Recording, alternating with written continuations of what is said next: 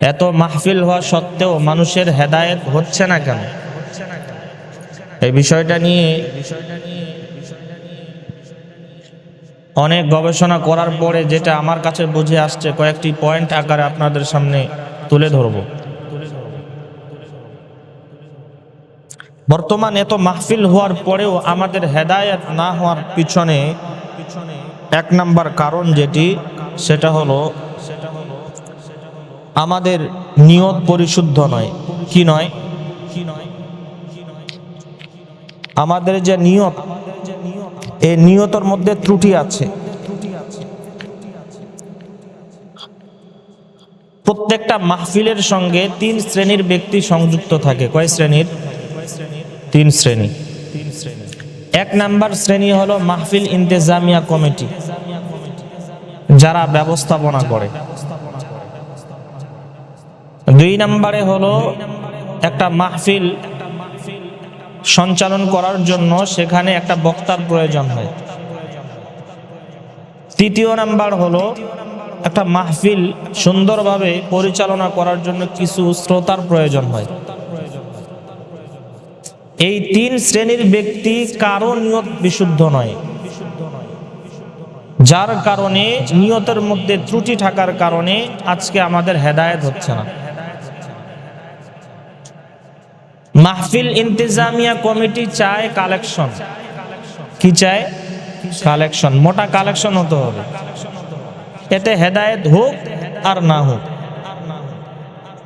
বক্তা চায় কি? কি চায় বক্তা? টাকা চায়। 1 লক্ষ টাকা যদি না দেওয়া হয় তার গাড়ির চাকা ঘুরে না। আচ্ছা না নাই? একজন বক্তার নাম যদি আমি এখনো বলি, সকলে এক বাক্যে চিনে ফেলবেন। আমিও আমার জীবনে বিভিন্ন জায়গায় যতটুকু আলোচনা করি, এই বক্তার সঙ্গে আমার একই মঞ্চে আনুমানিক 3 বার আমার দেখা হয়েছে। কয়বার? 3 বার। এই বক্তার নাম বলার সাথে সাথে চিনে ফেলবেন। আজ থেকে বহু বছর আগে তার ব্যাপারে যেটা শুনেছি, তার বাজেট হলো 70,000। কত?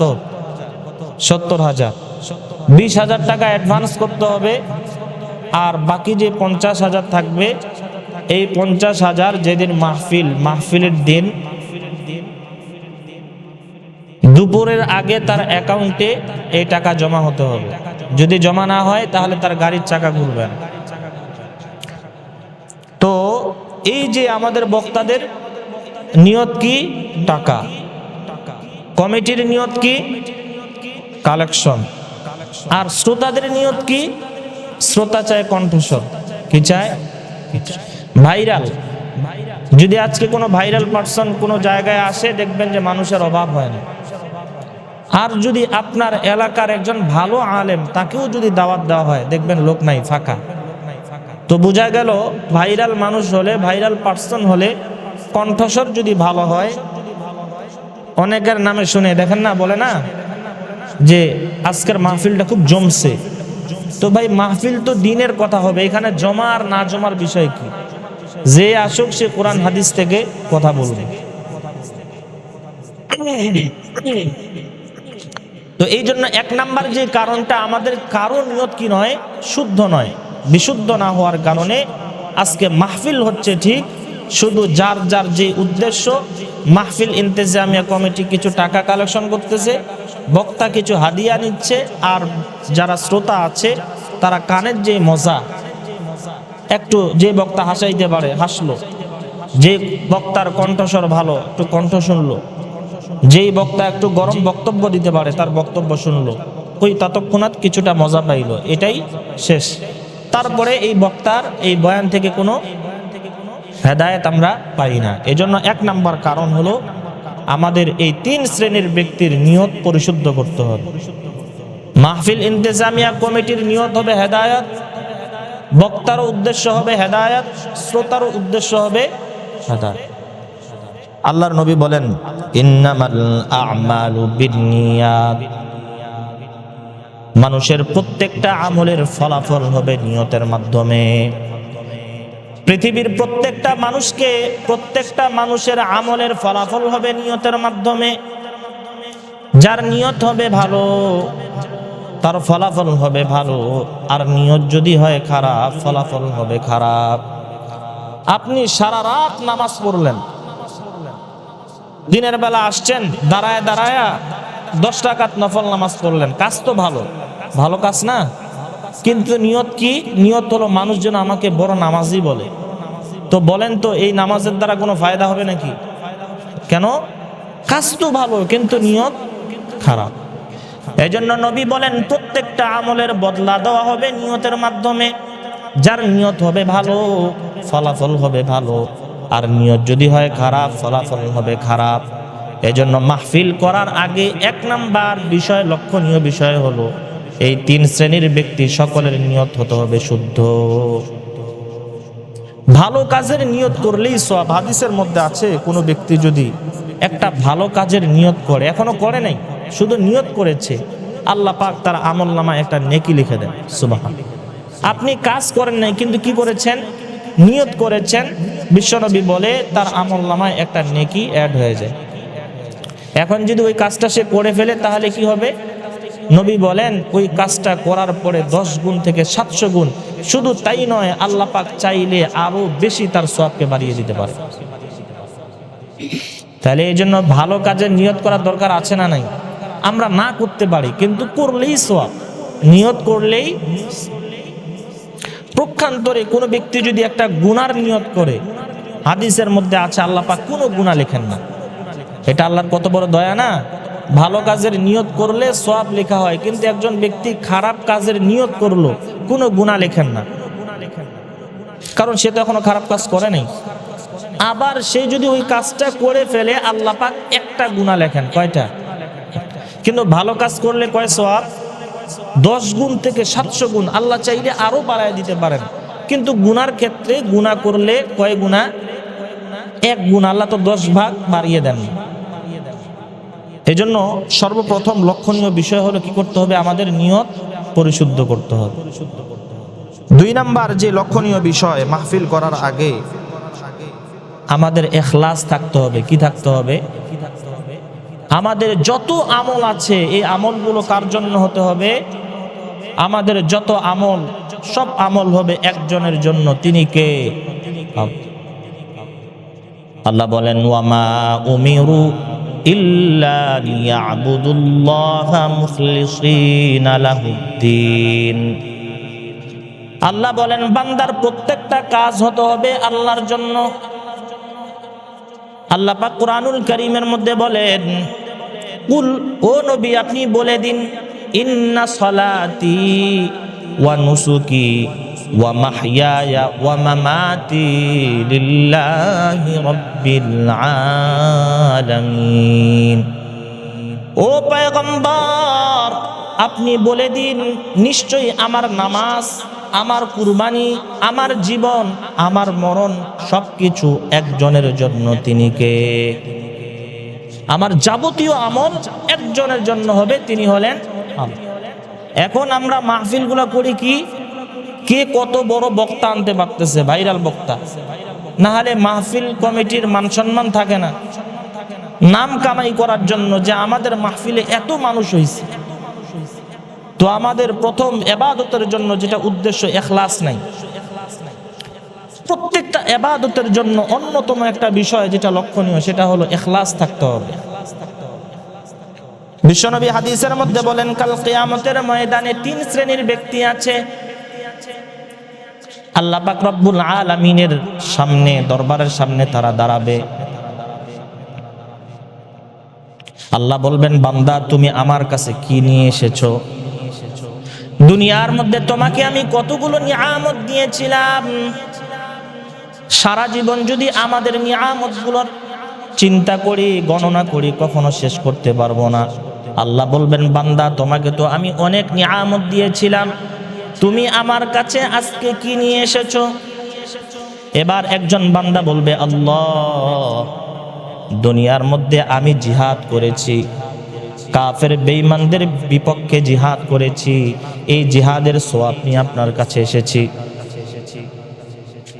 আল্লাহ বলবে বান্দা তুমি যে জিহাদ করেছিলা এর কারণ তো হলো তোমার উদ্দেশ্য ছিল মানুষ যেন তোমাকে বড় গাজী বলে, মানুষ যেন তোমাকে বাহাদুর বলে, এই কারণেই তুমি জিহাদ করেছো। পৃথিবীতে তোমাকে মানুষ বাহাদুর বলেছে, বদলা শেষ। তুমি জিহাদের সওয়াব আমার কাছে চাইতেছো, তুমি তো জিহাদ করেছিলা কেন? মানুষ যেন তোমাকে বড় বাহাদুর বলে। তো মানুষ তো তোমাকে বাহাদুর বলেছিল, এখন আবার এই জিহাদের সওয়াব কি চাও? আরেকজন বান্দা বলবে, আল্লাহ, আমি কুরআনুল কারীমের তেলাওয়াত করেছি, অনেক কুরআনুল কারীম তেলাওয়াত করেছি। আল্লাহ বলবে, বান্দা, তুমি কুরআনুল কারীমের তেলাওয়াত করেছিলে কারণ মানুষ যেন তোমাকে বড় কারি বলে। কি বলে? তো মানুষ তো তোমাকে কারি বলেছে, ফলাফল তো সব শেষ, সব তো যা হওয়ার সব শেষ হয়ে গেছে। আল্লাহ পাক এই দুই শ্রেণীর ব্যক্তিকে জাহান্নামে ফেলে দিবেন। আরেক শ্রেণীর ব্যক্তিকে বলবে, ও বান্দা, তুমি আমার কাছে কি নিয়ে এসেছো? এই বান্দা বলবে, আল্লাহ, আমি দুনিয়ার মধ্যে থাকা অবস্থায় তোমার রাস্তায় বেশি বেশি দান করেছি, অনেক দান করেছি। আল্লাহ বলবে, বান্দা, তুমি দান করেছো ঠিক, কিন্তু দান কি উদ্দেশ্যে করেছিলা? কারণ হলো মানুষ যেন তোমাকে বড় দানবীর বলে। দান করেছিলা কেন? মানুষ যেন তোমাকে বড় দানবীর বলে, এই জন্য দান করেছিলা। তো মানুষ তো তোমাকে দানবীর বলেছে, ফলাফল শেষ। এই ব্যক্তিটাকেও আল্লাহ পাক জাহান্নামে নিক্ষেপ করবেন। তো বোঝা গেল আমাদের সব আমল কার জন্য হতে হবে? আল্লাহর জন্য। যদি বিন্দু মাত্র কোনো এদিক সেদিক উদ্দেশ্য থাকে, সব শেষ হয়ে যাবে, এই আমল আমাদের কোনো কাজে আসবে না। এই জন্য মাহফিল করার পূর্বে আমাদের নিয়তটা কি হতে হবে? খালেস হতে হবে। তাহলে কি বিষয়বস্তু নিয়ে আলোচনা করতেছিলাম মনে আছে তো আপনাদের? যে বর্তমান এত মাহফিল, সব জায়গায় এত বয়ান হচ্ছে, এত মাহফিল হচ্ছে, কিন্তু তেমন হেদায়াত ফলাফল আসতেছে না। এর কারণগুলো আমি উল্লেখ করতেছি, দুইটা কারণ বললাম। তৃতীয় নাম্বার একটা কারণ হলো, আমাদের প্রত্যেকটা ইবাদত রিয়া মুক্ত হতে হবে, মানুষকে দেখানোর জন্য হওয়া চলবে না। এখন মাহফিলগুলো হয় মানুষকে দেখানোর জন্য, কে কত বড় মাহফিল করতে পারে, কার মাহফিলে, কোন এলাকার মাহফিলে কত মানুষ সমাগম হয়, এগুলো নিয়ে আমাদের প্রতিযোগিতা। আল্লাহ বলেন, মাই ইউরাই, বিশ্বনবী হাদিসের মধ্যে বলেন, কোনো ব্যক্তি যদি মানুষকে দেখানোর জন্য কোনো কাজ করে, ইউরা ইল্লাহু বিহি, আল্লাহ পাক ওটা দেখায় দেন। মানে কি? আপনি কোনো জিনিস মানুষকে দেখানোর জন্য করতেছেন, আল্লাহ পাক মানুষের মধ্যে প্রচার করে দিবে। আপনি চাচ্ছেন যেন প্রচার হয়, মানুষ যেন আপনাকে জানে, আল্লাহ পাক প্রচার করে দিবেন। ওয়ামাই ইউসাম্মিআ, যে ব্যক্তি মানুষকে কোনো কিছু শোনানোর জন্য কিছু করে, ইউসাম্মিআল্লাহু বিহি, আল্লাহ পাক এটা শুনিয়ে দেন, মানুষের মাঝখানে প্রচার করে দেন। আল্লাহ বলেন, মানুষ, তুমি যা চাচ্ছ দুনিয়াতে তোমাকে দিব, তুমি সুনাম চাচ্ছ, তোমাকে সুনাম দিব, কিন্তু এই আমল আখিরাতে বিন্দু মাত্র কোনো কাজে। এই জন্য 3 নাম্বার বিষয়, মাহফিল করার পূর্বে আমাদের নিয়ত হতে হবে একমাত্র কিসের জন্য? যে এটার দ্বারা যেন আমাদের এলাকার কি হয়? হেদায়াত। 4র্থ নাম্বার যে বিষয়টা, আমরা যখন মাহফিল, বিভিন্ন ইসলামিক প্রোগ্রামগুলো করি, এই প্রোগ্রাম করার পূর্বে কিছু টাকা পয়সার দরকার আছে না নাই? এখন বর্তমান সমাজে এই মাহফিলগুলো ভালো কাজ করতে গেলে টাকাটাও কি হতে হবে? ভালো হতে হবে। কিন্তু বর্তমান দেখা যায় জোর জবরদস্তি করে একজন কাছে চাঁদা ধরা হয়, একজন টাকা দিবে না, তারপরও তাকে বলে যে 1000 টাকা দিতেই হবে। কারণ কি? বক্তাকে 1 লাখ টাকা দেওয়া লাগবে। আপনাদের 1 লাখ টাকা বক্তা নিতে বলছে কি? আপনার আশেপাশে কি আলেম নাই? তো 1 লাখ টাকা বক্তারে দিতে হবে। এখন কি করে? কি রাস্তার মধ্যে কালেকশন বসায় দেয়। কাজ করতেছেন ইসলামিক, কিন্তু ইসলামিক কাজটাকে অবমাননা করার জন্য রাস্তার মধ্যে বাচ্চাদেরকে দিয়ে কি করায়? কালেকশন। এটা কি ভালো জিনিস? আপনার 1 লক্ষ টাকা ওই বক্তাকে দিতে বলছে কি? আপনি 5-7 হাজার টাকা দিয়ে আশেপাশের যাদের ভাড়া অল্প লাগবে এদের দ্বারা ইসলামিক আলোচনাগুলো চালায় দেন। এখন করে কি? এলাকার মধ্যে যারা গরিব অসহায় সবাইকে চাঁদা দেয়, 1000 টাকা দিতেই হবে। রাস্তার মধ্যে গাড়িগুলো বন্ধ করে বলে কি? চাঁদা দিতে হবে। তো একজন না চাইলেও, মন কষ্ট হলেও টাকা দেওয়া লাগে। দেওয়া লাগে কি না? তো এই জন্য 4 নাম্বার যে বিষয়টা, মাহফিল যখন করব হালাল টাকা দিয়ে, সুদখোর ঘুষখোর এদের টাকা নিয়ে হেদায়েত আসবে। কিন্তু প্রধান অতিথি বানানো হয় কাকে? যে সবচাইতে বড় টাকাওয়ালা। নামাজ পড়ুক আর না পড়ুক, তার টাকা হালাল হোক বা না হোক, এখন সবচাইতে বড় মাহফিলগুলোতে একটু গভীরভাবে দেখলে দেখা যাবে সবচাইতে বড় সুদখোরটারে সভাপতি বানায়। কারণটা কি? ওই যে টাকা দিবে, টাকা না হলে তো মাহফিল চলবে না। আপনার বক্তাকে 1 লক্ষ টাকা দিয়ে আনতে বলেছে, আপনি 10,000 টাকার মধ্যে মাহফিল সেরে দেন। ওই বক্তা যেই কথা বলবে, আমাদের এই এলাকার ওলামা, আপনার ইমাম সেই কথা বলবে, নাকি এ অন্য কথা বলবে, সে অন্য কথা বলবে? তো এই জন্য মাহফিলের মধ্যে যে টাকাটা খরচ করব, এটা যেন হালাল টাকা হয়। কি হয়? হালাল দিয়ে কোনো কিছু হেদায়েত পাওয়া যেতে পারে, হারাম খরচ করে ওখান দিয়ে হেদায়েত আসতে পারে। 5 নাম্বার যে বিষয়, লক্ষণীয় বিষয়, কাজ করতেছে ইসলামিক, কিন্তু আমাদের কার্যকলাপ অন্যান্য যে বিষয়গুলো সব অনইসলামিক। মাহফিল যখন করব, মাহফিল কমিটি, মাহফিলের সাথে যারা সংযুক্ত থাকবে, সবাইকে শুরু থেকে নিয়ে শেষ পর্যন্ত লক্ষ্য রাখতে হবে কোনো অনইসলামিক জনক কার্যকলাপ সেখানে না। মাহফিল করতে গিয়ে নামাজ সব শেষ, ফজর কাজা, জোহর কাজা, আসর কাজা, সব কাজা হয় কি না?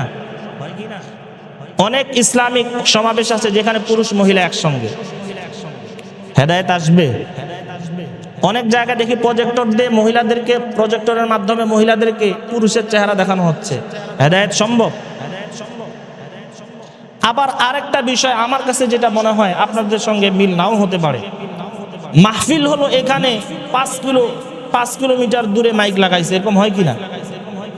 যার প্রয়োজন হবে সে এসে মাহফিলে বসবে, কিন্তু মাহফিল এখানে 5 কিলো 10 কিলো মাইক লাগা রাখাই দিছে। এখন বলেন, এই আশেপাশে আমাদের অনেক অসুস্থ ব্যক্তি আছে কিনা? অনেকে আছে যাদের হার্টের সমস্যা, এরা সাউন্ড শুনতে পারবে না, কিন্তু বাধ্য হয়ে মাহফিল শোনা লাগে। কারণ মাহফিল তো সবার প্রয়োজন নেই, সবার কি প্রয়োজন আছে? যার প্রয়োজন আছে সে সেখানে গিয়ে বসবে।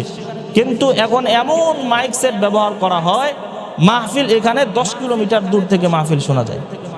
এগুলো আমাদেরকে নিজেদের মধ্যে আলোচনা করে এগুলোকে সংশোধনে নিয়ে আসতে হবে। মানুষ বুঝে না, না বুঝার কারণে এমনটি করে। অনেকে আছে যাদের সাউন্ড হলে তাদের হার্টের সমস্যা হয়, তাদের মাথার সমস্যা, অনেকের মাইগ্রেনের ব্যথা আছে, শব্দ শুনলে তাদের কি হয়? মাথায় আঘাত লাগে। এজন্য আল্লাহ বলেন, ইয়া আইয়ুহাল্লাযীনা আমানু আতিউল্লাহ ওয়া আতিউর রাসূল, আল্লাহ এবং আল্লাহর রাসূলকে অনুসরণ করো। আল্লাহর রাসূল কি কাউকে কষ্ট দিয়েছে নাকি? সুতরাং মাহফিলগুলো করার পূর্বে এই 5 নম্বর বিষয়টা লক্ষ্য রাখা, শুরু থেকে শেষ পর্যন্ত আমার প্রত্যেকটা কাজ যেন ইসলামিক মোতাবেক হয়, তাহলেই এই মাহফিলগুলো দ্বারা হেদায়েত সম্ভব। 6 নাম্বার যে বিষয়টা, এটা অতি গুরুত্বপূর্ণ একটা বিষয়। বর্তমান সময় চলতেছে ভাইরালের, যে যত বেশি ভাইরাল তার তত বেশি দাম। আল্লাহ রাসূল বলেন, আনজিলুন নাসা মানাজিলাহুম, প্রত্যেকটা ব্যক্তিকে তোমরা যার যে মর্যাদা তাকে সেই মর্যাদা দাও। গতকালকেই দেখলাম এক জায়গায় 36 ইঞ্চি বক্তা আছে নাকি, এমন 36 ইঞ্চি আরো কত ইঞ্চি শিশু বক্তা। শিশু বক্তা আবার কেমন করে হয়? একজন বক্তা হওয়ার জন্য তো তার কোরআনের জ্ঞান, হাদিসের জ্ঞান, তাফসিরের জ্ঞান, আরো প্রাসঙ্গিক অনেক জ্ঞানের প্রয়োজন হয়।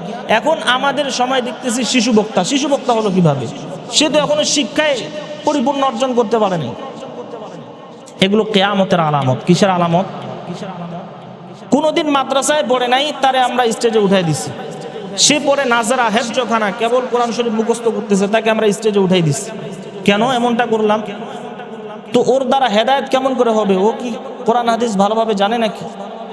আল্লাহর নবী বলেন এগুলো সব কিয়ামতের আলামত।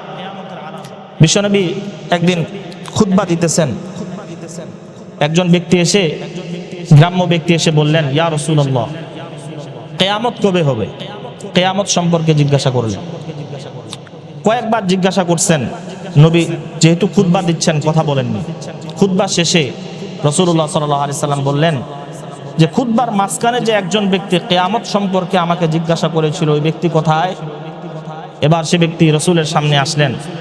আসার পরে জিজ্ঞাসা করলেন, ইয়া রাসূলুল্লাহ, আমি সেই ব্যক্তি, আপনাকে কিয়ামত সম্পর্কে জিজ্ঞাসা করেছিলাম যে কিয়ামত কবে হবে। রাসূল সাল্লাল্লাহু আলাইহি সাল্লাম বললেন, ইদা দুইয়াতিল আমানাতু ফান্তাযিরিস সাআ। হে আমার উম্মত, তোমরা ভালো করে শুনে নাও, যখন কিয়ামত তো ওই সময় আসবে যখন আমানতকে মানুষ নষ্ট করবে। যখন কি নষ্ট করবে? আমানতকে যখন মানুষ নষ্ট করা শুরু করবে, তখন মনে করবা কিয়ামত একেবারে সন্নিকটে। এখন অনেকে বলবেন যে আমানত নষ্ট করা কি? সাহাবারাও এটা বুঝেনি ভালোভাবে। রাসূলকে জিজ্ঞাসা করলেন, ইয়া রাসূলুল্লাহ, আমানতকে নষ্ট করার উদ্দেশ্য কি? রাসূল বললেন, ইদা উসনিদাল আমরু ইলা গায়রি আহলিহি, যখন কোনো দায়িত্ব অযোগ্য ব্যক্তিদের হাতে দেওয়া হবে, তখন তোমরা মনে করবা কিয়ামত একেবারে সন্নিকটে। এখন দেখেন বাংলাদেশের প্রত্যেকটা সেক্টরে সব যত দায়িত্ব সব অযোগ্যদের হাতে। যারা যোগ্য তারা সেই যোগ্যতার স্থানে বসতে পারে না, বিভিন্ন কারণে অযোগ্য ব্যক্তিরা যোগ্যদের পদগুলো দখল করে নিয়ে বসে আছে। যারা বড় বড় আলেম আমল ওলা, তাদেরকে আমরা দাওয়াত না দিয়ে কাদেরকে দাওয়াত দেই? যারা ভাইরাল, ইউটিউবে বিভিন্নভাবে ভাইরাল হয়ে গেছে, তো তাদেরকে আমরা দাওয়াত দিতেছি। এখন এর মধ্যে আমল থাক আর না থাক, এগুলো কিয়ামতের আলামত। 36 ইঞ্চি মাদ্রাসায় পড়ছে কিনা এটাকে দেখার জন্য দেখি বক্তাকে কোলে করে নিয়ে এসে স্টেজে বসাচ্ছে, এটাই তাদের আনন্দ। তো এই মাহফিলগুলো থেকে কি কোনো ধরনের হেদায়েত পাওয়ার আশা করা যায়? 6 নম্বর বিষয় বললাম। 7 নম্বর বিষয়, বক্তা যখন আমরা দাওয়াত দিব, আমলওয়ালা দেখব। কি দেখব? তার মধ্যে আমল আছে কিনা। কারণ কোন বক্তার মধ্যে যদি আমল না থাকে, সে যদি কথা বলে, ওই কথা কোনোদিন মানুষের মধ্যে আসর করবে না। আল্লাহ পাক কোরআনে বহুবার বলেছেন, অনেক জায়গায়, আতা'মুরুনান নাসা বিল বিররি, হে দুনিয়ার মানুষ, তোমরা কি মানুষকে সৎ কাজের হুকুম দিচ্ছ? ওয়া তানসাউনা আনফুসাকুম, অথচ তোমরা নিজেরাই এই বিষয়গুলো পালন করো না। আল্লাহ বলেন, ইয়া আইয়ুহাল্লাযীনা আমানু লিমা তাকুলুনা মা লা তাফআলুন, ও ঈমানদারেরা, তোমরা যেই কাজ নিজে করো না এটা মানুষকে বলতেছো কেন? সুতরাং এজন্য যখন বক্তাকে দাওয়াত দিব, আগে দেখব আমল আছে কিনা। ও যদি আমল বলা হয়, তাহলে তার কথার দ্বারা মানুষের হেদায়েত আসতে পারে। আর দেখি সে নিজেই আমল নাই, সে যতই কথা বলুক, এই কথা মানুষের মধ্যে কোনো আসর করতে পারে না। 7 নম্বর পয়েন্ট বললাম। 8 নম্বর যে বিষয়টা, সে বিষয়টা হলো ইনসাফ। মাহফিল করতেছি আমরা, সমাজের মধ্যে যেন কি হয়? ইনসাফ কায়েম হয়। কিন্তু বর্তমান এই মাহফিল করতে গিয়ে মাহফিলের মধ্যে ইনসাফ নাই। যেই বক্তা প্রধান বক্তা, ও 1 ঘন্টা বক্তব্য দিয়ে পায় কত? 1 লক্ষ টাকা। আর আপনার এলাকার ইমাম, যারে আপনি 24 ঘন্টা পাবেন, কয় ঘন্টা? আপনার বাসায় বিপদ হলে যেই ইমাম আগে যাবে, ওরে না দেখার কথা ছিল? আপনার শরীরে, আপনার পরিবারে যদি কেউ অসুস্থ হয়ে যায়, যেই ইমাম আগে যাবে, ওর বেতন হলো 5,000 7,000। আর আপনি যেই বক্তা 1 ঘন্টা বয়ান করলো, ওরে দেন আপনি কত? 1 লক্ষ টাকা। ওই 1 লক্ষ টাকা দিয়ে আপনার ইমামের 1 বছরের বেতন হয়ে যাবে। আর যেই বক্তাকে 1 লক্ষ টাকা দিলেন, ও তো গোটা বছরে, ও সারা জীবন আপনি ওরে খুঁজে পাবেন না। পাবেন নাকি? এটা কেমন ইনসাফ? আল্লাহ বলেন, ইন্নাল্লাহা ইয়া'মুরু বিল আদল। আল্লাহ পাক মানুষকে ইনসাফের হুকুম দিয়েছেন, প্রত্যেকটা মানুষ একে অপরের সঙ্গে ইনসাফ করবে। কিন্তু যেই বক্তা আপনার এলাকার ইমাম, ওরে দ্বিতীয় বানাইলেন, ওরে দিলেন 2,000 টাকা। কিন্তু যেই বক্তা 1 নম্বরে 1 ঘন্টা আলোচনা করলো, ও পায় 1 লক্ষ। আর এই 3 ঘন্টা আলোচনা করেও কত? 1,000 2,000। অথচ এটা আপনার এলাকার ইমাম, এ আপনার বিপদে আপদে, আপনি মারা গেল সর্বপ্রথম সে হাজির হয়ে যাবে। আর যেই বক্তারে আপনি এত টাকা দিলেন, ও সারা জীবন আপনার সঙ্গে আর জীবনে দেখা করবে না। ও তো উদ্দেশ্য নিয়ে আসছে। এই জন্য ইনসাফ করা লাগবে। আপনাদের মসজিদের ইমামগুলো, আপনাদের এলাকার ইমামগুলো, এদেরকে সম্মান করা দরকার। কারণ এরাই আপনাদের বিপদে আপদে সব সময় আপনাদের পাশে থাকবে। তো যাই হোক, সময় একেবারে শেষের দিকে। যে বিষয়টা নিয়ে আলোচনা করতে চাচ্ছিলাম, যে বর্তমান এত মাহফিল হওয়ার পরেও আমাদের হেদায়েত হচ্ছে না কেন?